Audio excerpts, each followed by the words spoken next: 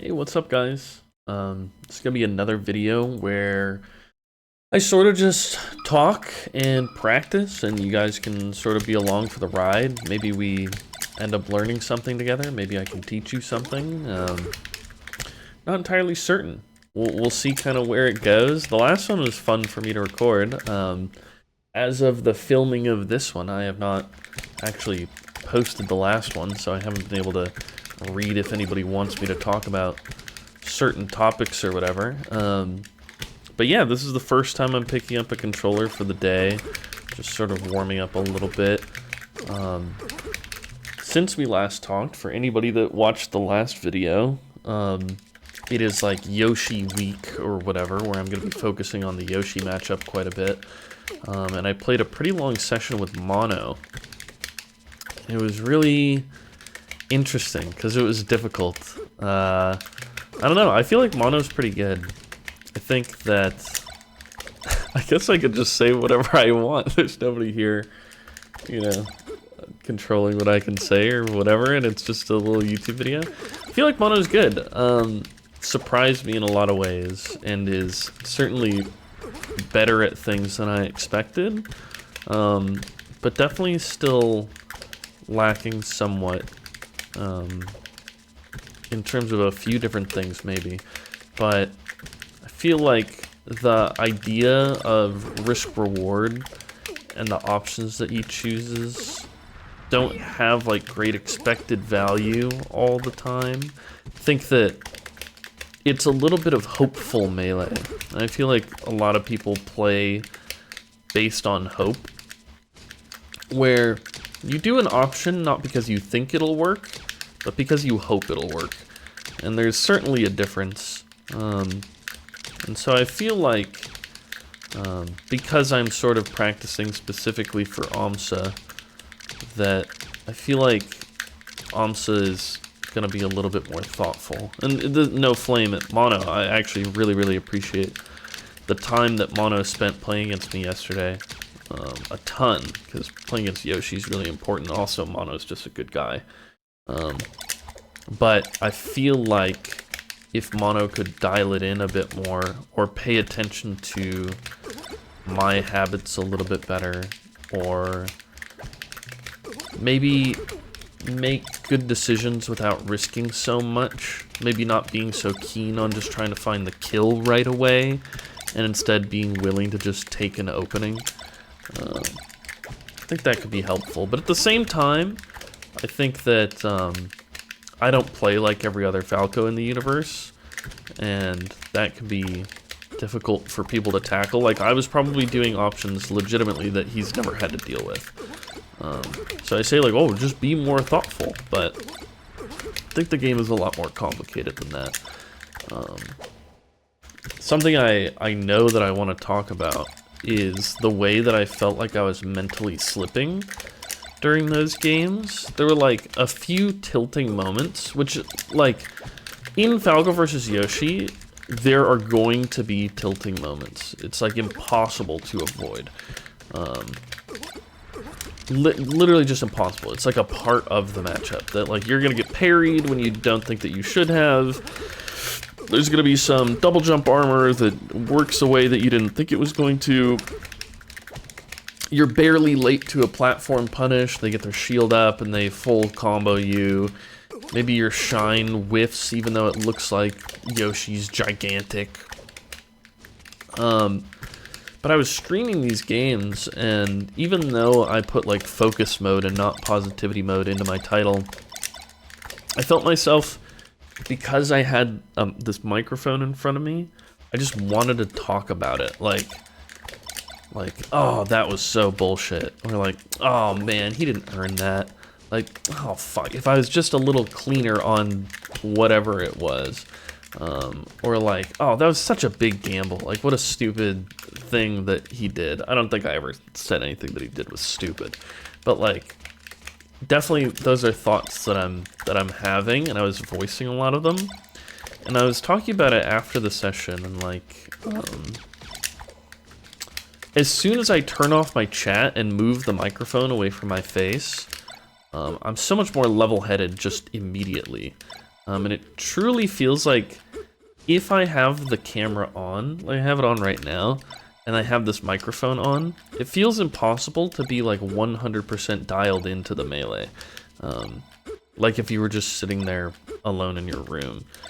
And I feel like that's an interesting thing for a number of reasons. I don't necessarily know where I'm going with this, but one thing I think about is like it sounded like someone was knocking on my window.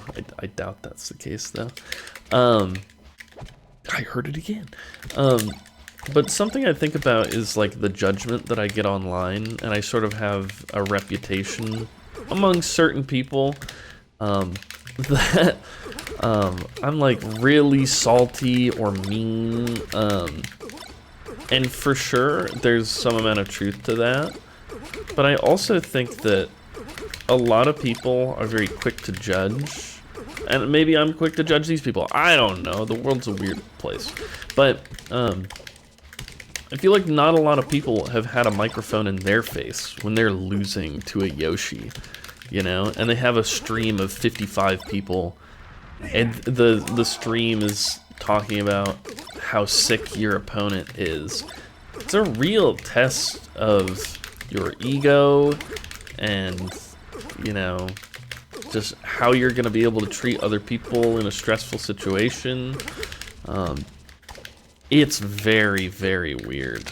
Because I think that everybody sort of unanimously feels like losing in Melee is not fun and can be really annoying. But I feel like not many people have to express their feelings to the world. And I think even some of the people that cast judgment on me for being upset or saying things when I'm tilted would probably do the same, if not worse. But maybe, I mean, I'm just assuming that. I guess I don't know.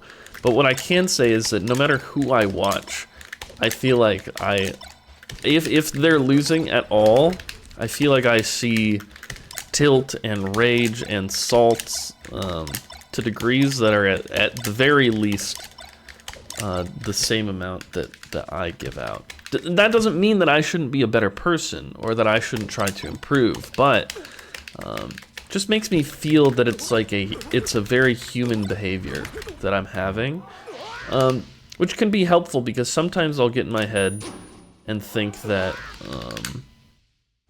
that I'm a monster or that my behavior is irrational or something like that. But I think those behaviors are okay to some degree, but also, man, it gets kind of weird because if you have an audience or a platform, I feel like it's really easy to say that you have a responsibility to that audience and that you should essentially be like a role model for the people watching. And to some degree, I think that's true. But it's hard when I know I'm just a guy and I'm just trying to play the game and have fun, but I'm supposed to be seen as a role model and be level-headed against all odds, and say positive things. It's a weird thing to balance because, like I said, I want to be a better person. I want to improve myself. But at the same time, I'm a human being with emotions and varying amounts of my ability to regulate those emotions or my behaviors that those emotions provoke. Like, man, why does it have to be so complicated? I wish that I could just play the game and lose and not have that strike some negative feeling within me that I feel like I need to express. It's like I can't hold it in. What the heck is that about? Why is that there? I mean, surely it's just my ego. My perceived idea that like I shouldn't be losing games to mono or situations that I feel like I'm better than or whatever. That is one of the things about Melee though, and one of the things about life is that it really will show you who you are. One of my favorite quotes from and maybe it's not a quote, I'll just paraphrase. Oh, I didn't mess up ledge dash, I messed up getting to the ledge. One of my favorite moments in the book, The Art of Learning, is how he talks about how, like, your opponent isn't your enemy, and they're there as a tool that you can use to help you. Because in a lot of ways, your opponent knows you better than you know yourself.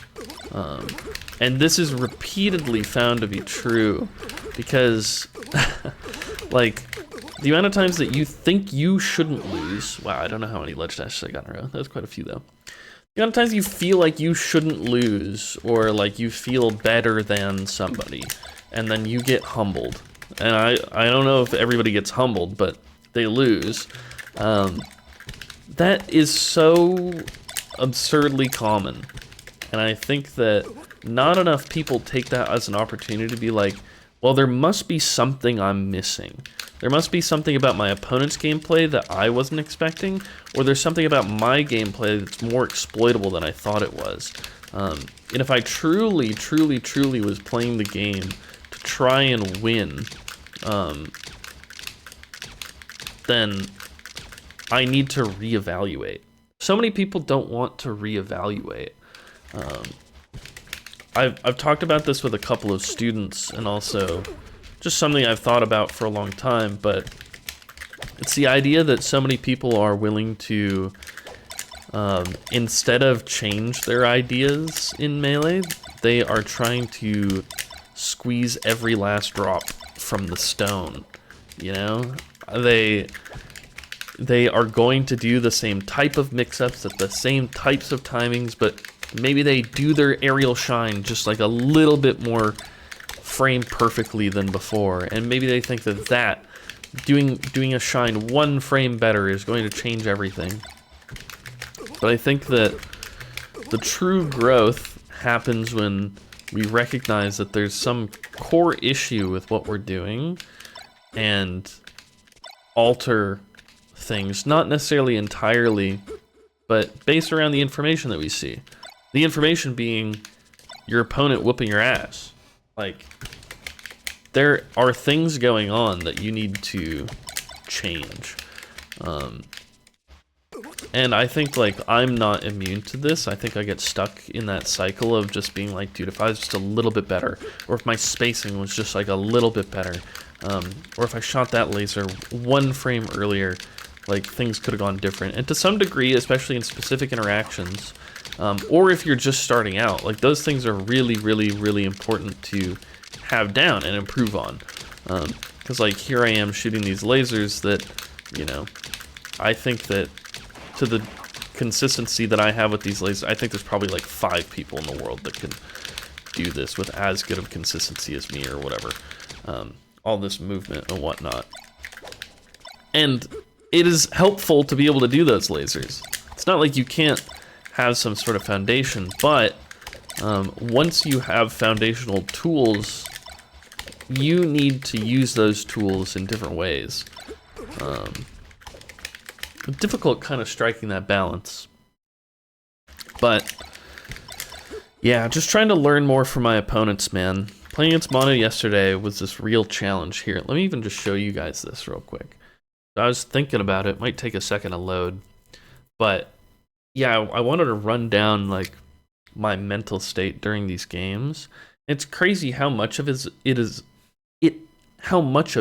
attached to either winning or losing. Literally, like, having Falco be the winner of a game, like having this crown or whatever, feels so much better than seeing Yoshi with the crown here. It's not like seeing the crown, but like after the game. Even if I suicide down air, I found this. Even if I suicide down air and I die first, and I like knew I was gonna die first, so it was a joke. I never had to do the suicide down air. I could have just rolled up from the ledge and won the game. If I suicide down air instead and I die first, and it's just like kind of silly, I feel a little different about that match, I will say. So yeah, I was playing against Mono, and I haven't played against a Yoshi in probably like a year and a half, which is kind of crazy.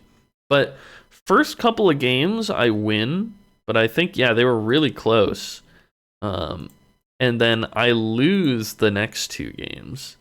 Um, and I was like, okay, going a little back and forth, back and forth. Yeah, back and forth this whole like first little segment. And I think it was probably, and I know that this might sound conceited or something, but we go back and forth for a little while, and then I turn off my mic and cam, and like this is the moment where I turn off my mic and cam, and this is like low percent 3 stock, and then I just start like kind of 2 stocking every match. This one was close, 2 stocking, 2 stocking, 3 stocking. And I felt like when I had that focus and I was making adjustments, I feel like that was way better. And there's like an element here of like, okay, it was going back and forth and I was unfocused and participating in a cycle of tilting myself that was really holding me back because I would just complain about the most random shit. But as soon as I turned that off, I did a lot better. But at the same time, like, did Mono not earn these wins? Like, are we not all just in different varying levels of being focused or emotional? Like, I guess that's who I truly was in those moments. And I guess the lesson to be learned here is like, I think that a lot of times I'm my own worst enemy, where if I slip mentally, games can be very, very, very back and forth. Man, but I want to give credit to my opponent. This is a difficult thing to navigate, I think, and you guys are seeing me process this in real time. There's nobody that I can even talk to about it. But I don't know. I think that competition is such a funny thing because, there's the phrase that comparison is the theft of joy. But in competition, is it not just constant comparison? Should I not think of myself as better than Mono? I don't know. But I want to be the best in the world. Does Mango not think that he's better than me? I bet he does. Is that useful? Is there utility in that? It maybe in believing in yourself? Are you able to believe in yourself but not put others down? Like, when I enter a tournament at a national, I don't just think that I'm going to go 0-2. I honestly don't even think it's possible for me to go 0-2. But is that ego or is that confidence? And where's the line between the two? I don't know. These are difficult things to process. All of this to say that I believe, and it's so hard to truly know, that my emotional state is what truly influences the most. Now, what I imagine happening all the time, because I have this problem constantly, I will stream my games, I will get tilted at the first like 10, I'll turn off my mic and camera, and then it'll start going better. And of course, that's only happened like 10 times or something. Maybe more than that, to be honest, over the course of the years. But I believe that the difference in the games going better after I turn off my mic and cam is because I'm playing better, because I'm more focused and less irrational and emotional. But what if my opponent just started playing worse? Or what if they got fatigued? Or what if they got bored of the interactions that were occurring and were then participating in things that they otherwise shouldn't have been once I started winning? Like, it's really hard to tell. I think that I can get feedback about this and not necessarily be certain that it's correlating. Yeah, I don't know. But I guess what I will say as a human being and not somebody that's pondering or whatever is that games are going back and forth. And again, I think like even a lot of these games that I was winning, as you see, I go on like a big old win streak for a long time. A lot of these games that I was winning were more challenging than I thought they would be. And in that regard, I think that it was really, really cool to play against Mono. And cool to see that there's other Yoshis that are doing well. Or at least are like way more skilled than Yoshi players used to be. Yeah, still in a league of his own. I think nothing has really changed there, but I mean, like I said, I think in my last video, you could say the absolute same for Falco. and mango. Why don't we real quick? I want to. It's just 2 minutes long. Here, I'll make sure that you guys have the audio in this video. Is it gonna have it? There we go. There it is. So if we look through this is a game that I lost. And I just remember getting tilted around this point. I don't know if this was the first game that I got tilted. I remember there were some like things that tilted me that I like talked about. Whoa, I'm sick. But yeah, if you, and this is exactly what I was talking about just a little bit earlier about like, yeah, you're barely late to a platform thing, you get up aired, scramble situation happens, your shine misses even though it seems like Yoshi is gigantic. Crazy, and then everything starts going downhill. But like these situations, these are just like flashes happening in a video game. Like light is being bounced to my eyes. Why am I emotionally attached to what just happened?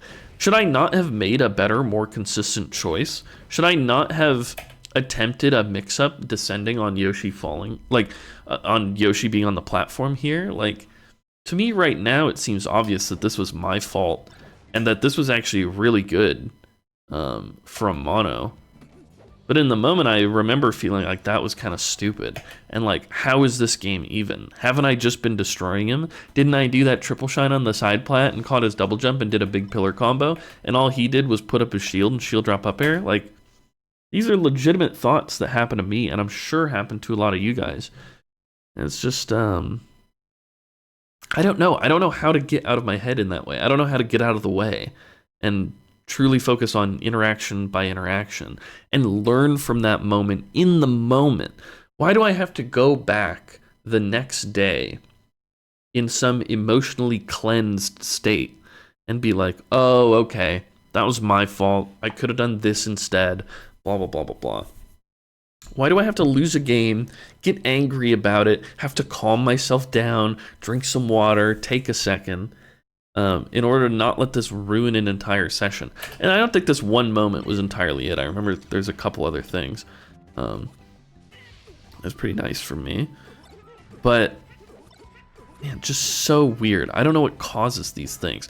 For anybody that watched the last video, I did the thing. Not that I actually think that this one was very helpful, but maybe the signal here of me teetering caused them to want to attack a little bit more. Not sure. Oh, do I kill? Oh, I missed the single hit up air combo like 6 times during the session, which was not good by me. If I single hit up air shine up B, I do think I just take the stock. So, unfortunate. But I think that I was late to this, and then again, my opponent is there to punish me. And what am I doing a short hop down air in this spot? I think that this was a compounding mistake. That was essentially my fault, and the reinforcement is my opponent punishing me for it, right? So like, I should feel bad about missing it, right? And I should feel bad about then like wave dashing instead of actually shining because I messed up my inputs.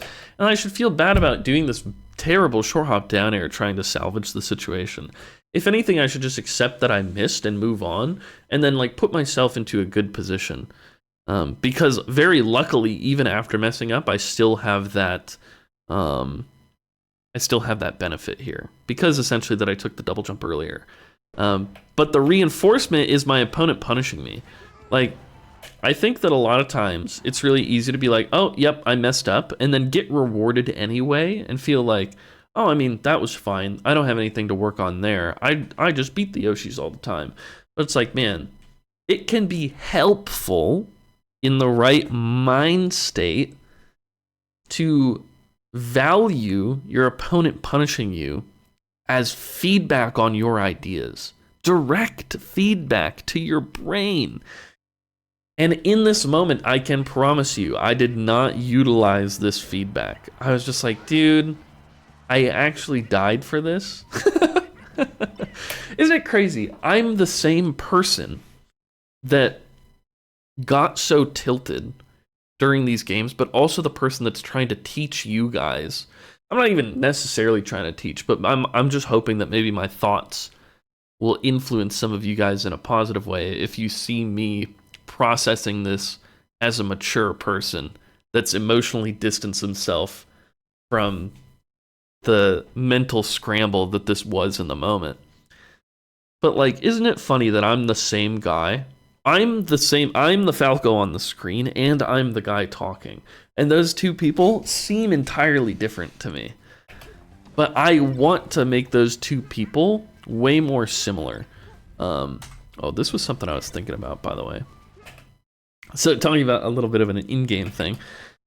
Back air seems to just beat forward air. I want to test this to be sure. Maybe I'll do that in just a second. You guys can see that. And then I was thinking that if Yoshi double jumps from here, I wonder if there's an egg toss timing. Sorry, I just woke up not long ago. An egg toss timing that would be able to hit me if I wanted to shine this, or if Yoshi's nose is like always gonna go up above the stage. Anyway, that's not nearly as big of a thing. I want to test the forward air thing for sure. Man, you see I'm barely late on these things, and these punishes are weird. That was a different egg toss sort of thing, but kind of similar, to be honest. Let's look at this real quick. So, yeah, I think they could avoid shine. Yeah, look at that, because of the pullback. Wow, we get our answer right away. So Yoshi's like nose when they're double jumping is like all up over here. Very easily shineable. But because literally the curvature of where Yoshi is and how this hitbox functions, like that's not gonna hit. Whoa. So you just can't if they do that egg. That's crazy. Kind of a cool thing to learn. Boom! Forward smash actually kind of useful. Oh, terrible overextension from me, but that's okay. Yeah, I go for kind of a greedy up smash. Sometimes up smash is worth it. That might have been one that wasn't so bad. Man, I missed my dash back, huh? No, okay, I SD in one of these games that I lose, but that doesn't make the loss sting any less. Like, isn't that crazy? I SD'd in this game and I lose it. I remember being really tilted afterwards. Why can't I think like, yeah, I mean, I did lose that game, but I also SD'd at like 50. Like, even if I say that out loud, and I say that out loud on my streams all the time, like, yeah, I mean, I lost that one, but I SD'd at 50. I'm just saying that to like cover my own ass. It still hurts me all the same. Sad. Dude, this back air, by the way, I'm not doing full analysis right now, but this back air is something that I really need to think about. The short hop back air that catches me lasering a lot there. It's not something that AMSA almost ever does, but it seemed interesting. Oh, I ran into the Yoshi's lip. But shouldn't I have known that I was going to run into the Yoshi's lip? And shouldn't I be happy that somebody punished my mistake? It's hard to be happy that somebody punished your mistake when I had just SD'd. Oh, and then this happened. Dude, this is where it really got tilting. So like I accidentally shine land. I try to attack their shield still, even though I've messed up my movement. This shine clanks, and that shine misses, so it's jab down tilt. This happened a lot of times, and I'm just wondering, like, what is happening with the hitboxes?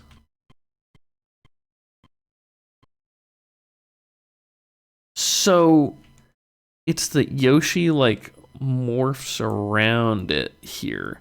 Yoshi's face was just here, in the middle of my shine, and I guess the down tilt pullback means that is like going to be a consistent thing. I can't remember if it happens again this game, but I remember thinking that it happened a bunch of times during the session.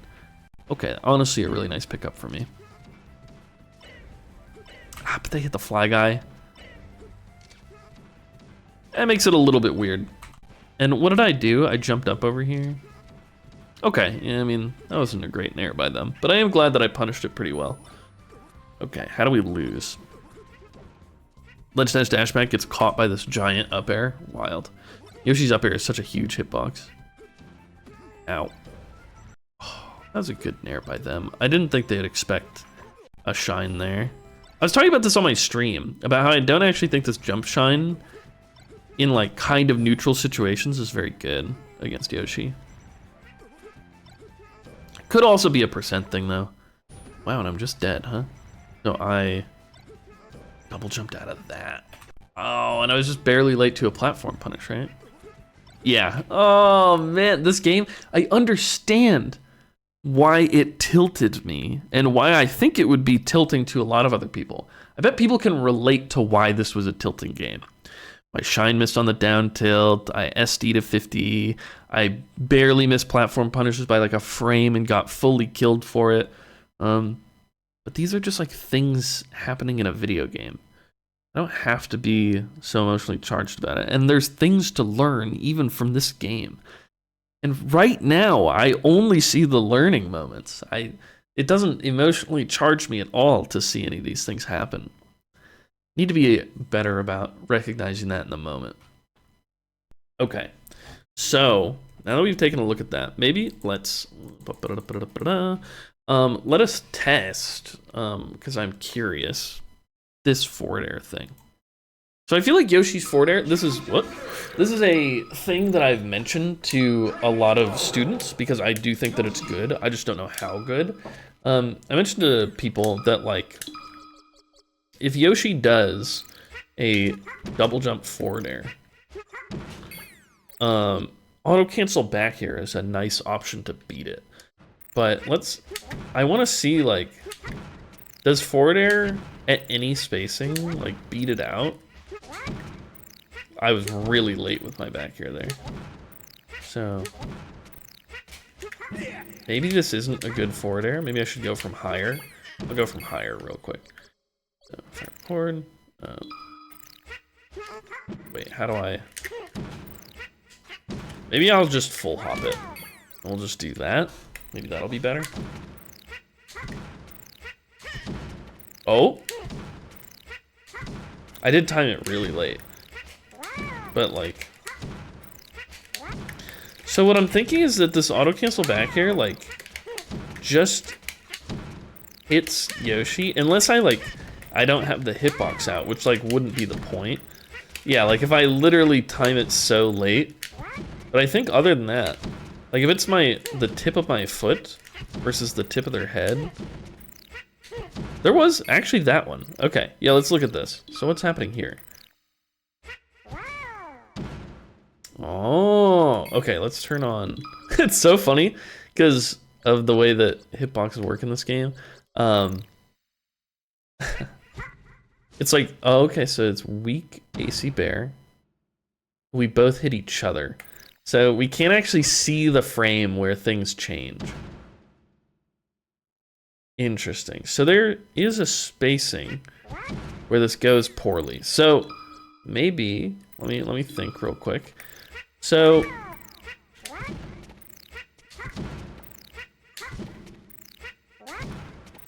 I feel like you kind of want to be under Yoshi when you do it. I feel like moving into them is good. Fading away. Okay, I still missed it when fading away. Fading away is really good. I don't know if you guys know this. This is like kind of a teachable moment. But when you fade away with hitboxes, you actually increase the disjoint. Maybe, can I show this? Here, maybe I can show it frame by frame. So 1, 2, 3, 4, 5. I've never thought to like show this. But, so let's just look at the weak hitbox, I guess. 2, 3, 4, 5. We'll just do like a drift in auto cancel back air. If you look at the space between the edge of my foot and the edge of the green bubble, which is the hitbox, it's like that size. We can sort of keep this in our mind, right? It's like pretty small. I don't even know what sort of melee measurement I could say. But yeah, very small. And then if we do it fading away, you see how I'm like pulling the bubble away? Oh, and see this? Yeah, you can definitely tell that this is quite a bit larger. The space between the bubble and my foot. So that's kind of cool. But fading away, although it increases the disjoint, doesn't seem like it's always going to beat this. I'm trying to vary my timing slightly. But if I do it too late, then it just seems like not great.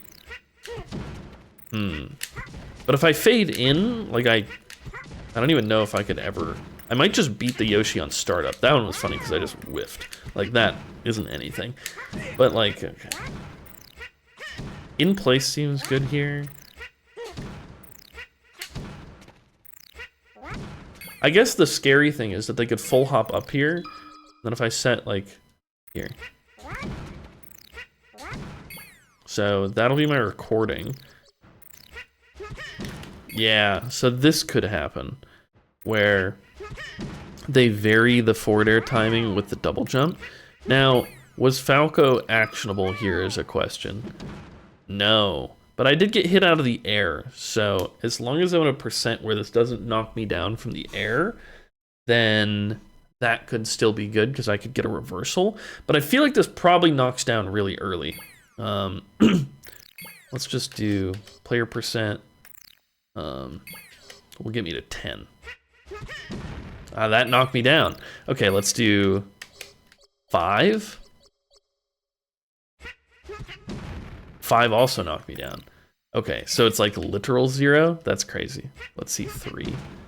3 I didn't, so it's probably like 4 or 5. It's 5. 5%. Okay. I still think doing this auto-cancel back air probably has a lot of utility, especially if a platform is there. I wonder how reactive it is, too. What frame is Yoshi forward air? We're gonna see. 1, 2, 3, 4, 5, 6, 7, 8, 9, 10, 11, 12, 13, 14, 15, 16, 17, 18, 19. Frame 19. But doing auto-cancel back air, if you're not already jumping, would take 9 frames. So, yeah, you can't react to this. Still a pretty safe thing to do, and the drift away doesn't seem bad. On top of, like, the whole drift away thing that I was showing, you can also dash away with your auto cancel back air, and this is just like absurdly safe from Yoshi coming in. Maybe even like a sequence like this could be really good. I'm just gonna do this real quick. We're getting to the end of this video, but here's the increased disjoint on me with momentum dashing away. Man, I wish you could see the back air a little bit cleaner. Oh yeah, that disjoint is entirely different than when I was moving forward. That's crazy. Yeah, I've never like shown that on stream, I don't think. Well, interesting, guys. Hopefully, maybe you learned something about Yoshi forward air versus Falco auto cancel back air. Maybe you enjoyed hearing me ramble about the inner workings of my emotional regulation. I don't know. Hopefully this was helpful to some of you. If you like this video, I'm glad. I will catch you guys on the next one. So goodbye. Have a great rest of your day. Peace.